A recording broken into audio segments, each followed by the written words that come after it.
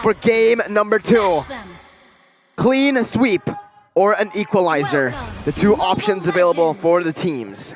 Rebellion, Zion, they don't want their dreams to fail them this time around. So for sure, they want to be able to force this to a third game series. But so far, with the drafts that have been placed, it does feel like BIGETRON have a lot of counters once again to the composition that Rebellion Zion has, with a Diggy that is going to be able to negate the CC coming in when they go in for those neutral objectives. It can feel like Max might be able, once again, to get those retributions on point. In the early game, we did mention that maybe a big portion of what Rebellion Zion can do is to use the Mathilda pick in a more aggressive manner. They have a strong jungler right now, and they also have a pretty solid mid laner. So if they want to go and be more aggressive and maybe put some more pressure onto Max before he gets to his power spikes, that can be a solution that Rebellion Zion can explore.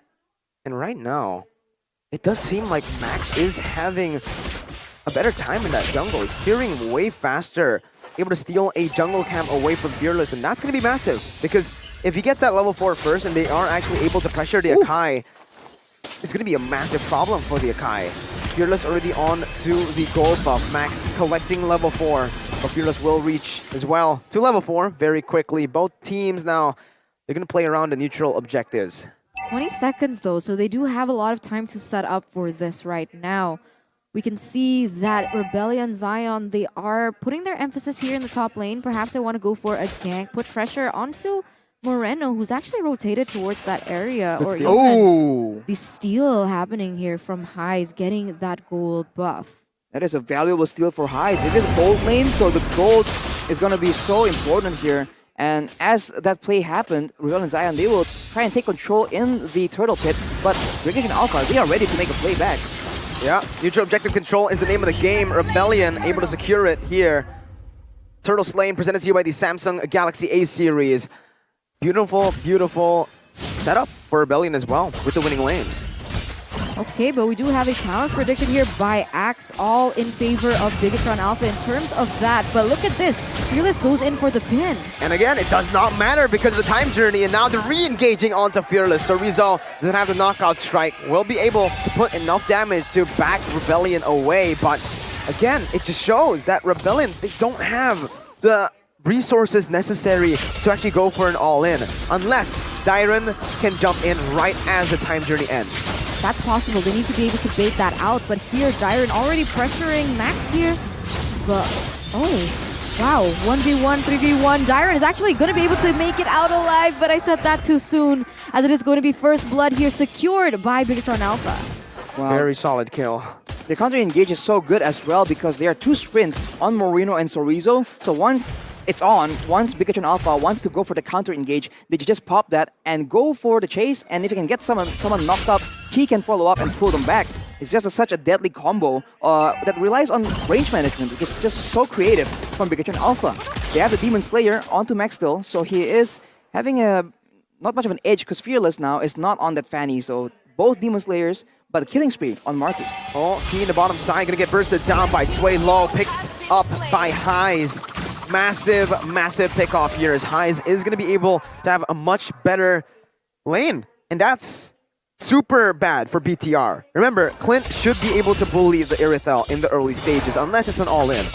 If you just keep on going for trades, Irithel won't really have time to play. And right now, with the gold buff steal, with the kill, he's gonna reach that power spike very early. But I do want to talk about this top side. Dyron is getting the damage onto Sorizo, but we mentioned the Petrify, constantly Arashi, and Eterna, but he actually brought the Execute. A lot more aggressive of an option here for Dyron. I guess the idea is they can actually take out the Pride members before the fight even begins. But now Wijanarko will kind of secure the kill, but it will be Fearless taking the play. Yeah, Fearless with a heavy spin, and the Retribution comes through. Max picking up all the blades there just for fun. Again, not really necessary, but it was cool to watch. BTR losing in a neutral objective game, but they can honestly wait for those power spikes to hit. But it's going to be very risky because Highs will be scaling. He will scale better than Marky. Swaylo is going to scale better than Moreno. So if you want to play the long game, I think Rebellion are very happy to do so. Now that's the problem. With the way that it's happening right now, we need to see Rebellion Zion be able to translate this over how are they going to be utilizing the objective takes that they've been able to grasp right now? And right now, BIGETRON Alpha, they are trying to utilize the fact that they have higher mobility with the Ling, trying to push and pressure all of these 3 lanes, as we're going to take a look at the items here in the 5th minute. If you take it to the late game as well, I think it's good if BIGETRON Alpha can go for the burst damage, because with Sorizo already with the Bloodlust Axe, he has a lot of damage and good sustain. And of course, Moreno, the Genius one is all you need to have a respectable amount of damage on that Julian. But whoa, Fearless. Way too aggressive. Gonna be forced to back away. Sorizo jumps in again, but they did bait out the time journey. So it's a small win, I guess, for Rebellion Zion. If they go for a fight in the next minute, it won't be up. But the problem is, what are they baiting it for? The neutral objective, still 30 seconds on the clock, but I guess this is the answer. Well, Max gonna be able to pop the Tempest Blades, baiting BIGETRON all the way to the back lines as Moreno jumps in high. He's gonna get taken down as Dyron picks up a kill onto him, shutting him down, securing the gold lead as Sorizo now jumps in on towards BIGETRON, but BIGETRON is able to flicker out with Sway Low as well. Rebellion still grasping onto that gold lead. Neutral objective 3, the 3rd one, gonna be up in 2 seconds. So it was a 1-for-1 trade though. Rebellion Zion gold for mid, so it is still in favor of BIGETRON Alpha in that particular aspect. But Tyron as well as Chorizo caught in a 1v1. Who's gonna make it out? Like Sorizo has more outplay potential here, but again, they were able to bait out the time journey, but at what cost? They used the heavy spin as well, so it's a bit of an equal trade. I'm not sure if that is the right idea. Right now, BIGETRON Alpha, they have the setup, they have more pressure for now, and they're going for the turtle. Red Tree battle, and it's going to be Max who wins it out. Fearless with a heavy spin, unable to do much right now, but the chaos, just so much damage on the Sway Low. But now it's going to be turned around. Marky now jumping in with the second ability, getting the damage onto Sway Low. So Rizzo is there as well. Doesn't use his abilities to go on to Sway Low just yet. Max is going to push in that bottom side. And with this, BTR have solidified their gold lead. Meanwhile, though, Rizzo's going to be careful. He actually jumped to the knockout strike, and that will seal his fate. Fearless picking a kill up. The beauty about the Akai is that he always has a edge when it comes down to those neutral objectives, even above the Ling. But that pressure has been negated with the fact that the Diggy has that time journey. And so in this 1v1 situation, jungler versus jungler, Ling still has the advantage of being able to maneuver around the map a lot faster, being able to get those objectives, those infrastructures. And you can see now, BIGETRON Alpha does have a slight lead when it comes down to that map pressure. I really see that there's a bit of weakness on the side of BIGETRON Alpha. They don't have anyone that can actually check the bushes for any potential danger. We saw that earlier. There were 4 members of Rebellion Zion for sure, but BIGETRON Alpha, they have no idea what exactly is around the corner. So that is something that Rebellion Zion can exploit, especially if they can get pressure, get even, and then play it out for the neutral objective. But Arashi, I feel like that's the purpose of the bombs that the Diggy can put in, no? See, exactly, this is what he's trying to do, no? Yeah, but he doesn't know exactly. If he moves a bit closer, there's a chance that they can jump on him. That is a play they can try and make, right? Engage on the, the savior of the team. That is exactly what they try and do right here. If you jump on the Diggy, Diggy cannot time journey for his team, and there was almost a good counter engage for BIGETRON Alpha, but they are still playing it really well in the split push department. They didn't chain it properly, man. No objective takes, and Max, he's on a Ling. He's going to be able to jump out for free. Again, BTR playing the macro game really well. Rebellion, I do agree, Rashi. That's the way to actually win out of the team fight. Moreno now still able to kite away, but Dyron with the execute, that's what it's for. Now jumping in as well with the final blow, able to heal back up. So Rizzo can't take Dyron down. Goes over the knockout strike onto Fearless.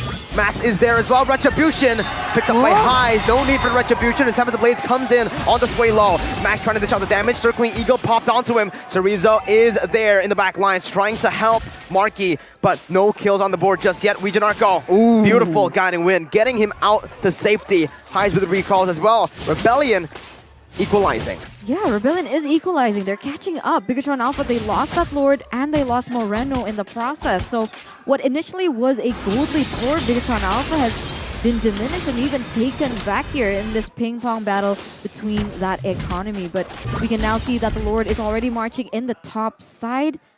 And BIGETRON Alpha, they're looking to try and at least get their own buff here. Max will be able to secure the orange buff, but the Lord is still under great protection. Fearless comes in to try and make something happen, but BIGETRON for the most part will be able to clear the Lord, losing a few turrets in the process. That is dangerous considering the win conditions for Rebellion Zion, but whoa! Just like that, Sorizo gets taken out. That's the damage that Swaylo provides, and that's the kill pressure that the Execute has as well. So far, the Execute has been working pretty well for Dyron. He's been able to actually get the kills onto important members constantly. 3-1-1 also in terms of KDA, so he's been able to establish a really good gold lead, but now we can take a look at the items here in the 10th minute. Malefic Aurora already built for Marky, so uncharacteristically, I expected a bit more defensive builds coming in because this seems to be how he likes to itemize. But you can see that Heis has a lot more advantage. He is ahead in the gold department. Berserker's Fury and Scarlet Phantom will allow him to do a lot more DPS if the fight just becomes a huge slugfest. Rebellion Zion, they have the advantage of having a big tank in the form of the Akai in the front line, and they can abuse that because they have better DPS compared to a Clint as well. So BIGETRON Alpha, they need to try and find the more instantaneous battles, because they can use Moreno as a source of burst damage, as a bit of an assassin, because we've seen that he is able to one-shot Heis given the right circumstances. We need to talk about the scaling too. Remember what I said in the early game. Irithel scales better than Clint, and Lunoff scales better than the Julian Key though. Forced to pop that time journey. Oh, that's a very expensive resource. But if you take a look at the gold, they're not equal, Arashi. Heis isn't getting equal amounts of gold to compared to Marky. He's actually getting more, but wait, Max! He's in that bottom side. He's trying to go for the split push. He will be able to secure that base turret. Massive value for BTR as they look to collect in that top side. Marky dealing the damage out. Sorizo still able to escape. Swaylo getting out with the guy in win, but Max jumps in with a pinch poise. Tempest of Blades now popped in by Max to get out a 1-for-0. Beautiful macro gameplay, but reverse time actually brought Dyron back. Receives a little bit more damage, but BIGETRON back off. That was chained perfectly into the Lord. My goodness. Wow. A bit of an Aura Fire cosplay there as well by Max in that bottom side, but you're right, the chain is perfect. We can see now Fearless wants to do something about this, but it doesn't seem like he can so far. Dyron is actually going to be the one to get a lot amount of damage, but luckily not caught off just yet. This is what he said about Dyron. He's on an aggressive hero with kill pressure. This man can provide, man. He's been going in and out of BIGETRON Alpha's composition, and he is able to be relatively secure, only getting picked off once. He was able to pressure BIGETRON Alpha away, and now Rebellion Zion, they're the ones with the Lord control, but their members are not in place yet. Look at the setup as well. Bottom side has been pushed up. That is going to slowly push into BTR's side. So Rebellion, they have the Lord in their hands. They do not need to force it. So Rizzo is forcing a play. Circling Eagle popped in. Red Tree battle Heis again. And that's going to be the backside targeted by Dyron. And he jumps in onto Marky, securing a double kill. Jumping onto the other members. He's surviving Dyron, making the plays happen. Getting out to the scythe as well. BTR taken down in the team fight. Rebellion looking to equalize in the game. That was huge, right? Because even before that Lord setup, they knew that BIGETRON Alpha was going to be able to set up first. Dyron was able to get the members from the side of BIGETRON Alpha low and therefore take away the initial pressure that they had. Rebellion Zion now going very, very aggressive into this, as it might be a one straight push. The siege to end and finish this in a 1-to-1. They can take it patiently. That's going to be the electric final blow. Max going to get caught there, but he's going to be able to bring Wijanarko back in. They're going to go on to Wijanarko, picking up a kill, but the Lord comes in. They're all targeting the base, and they will equalize. Game number 2 secured. We're getting a game 3. Wow, what a performance, man. That is crazy from Rebellion. They just found their rhythm. They knew how to actually bait out BIGETRON's time journey by making use of their control, using the vision to their advantage. And just like that, they go for the decisive play. And honestly, how good is that?